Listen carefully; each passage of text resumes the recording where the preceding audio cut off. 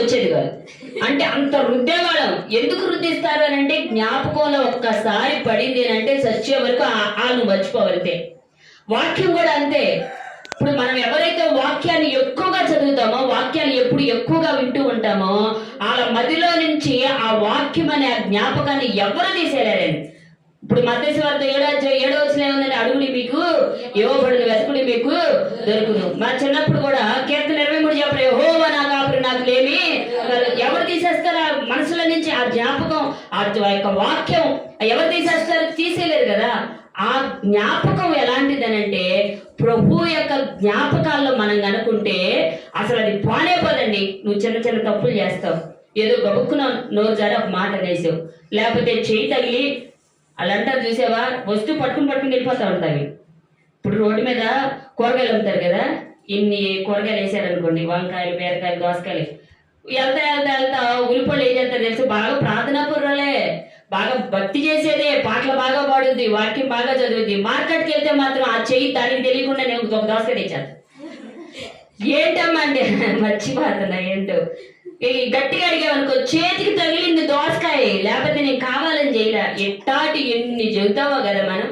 అనాలన్నలా పుసుక్కుని వచ్చేసింది అంతే. లేకపోతే భర్తనో భార్యనో గొక్కున అనేస్తాం, కావాలనల్లా గొక్కుని వచ్చేసింది. దేవుని జ్ఞాపకాల్లో ఉంటే ఆ తప్పులన్నీ ఆయన రక్తంలో కడిగేస్తాడండి. హల్లెలూయా. భార్య ఏదైనా చిన్న తప్పు చేసిందనుకో, జేబులో నుంచి ఒక 500 కొట్టేసిందండి.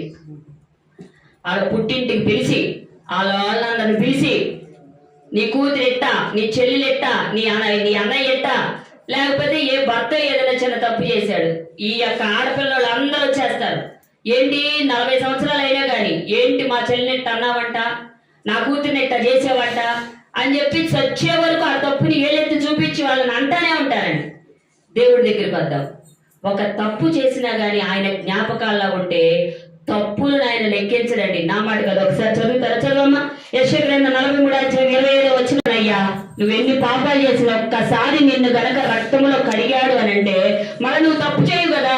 ఒకవేళ చేయి తగిలి దోసకాయ తెచ్చినా అవి జ్ఞాపకం చేసుకోడు. బాగా వినండి, బైబిల్ తెలియక ఎలా పడితే అలా మాట్లాడే వాళ్ళు చాలా మంది ఉన్నారు.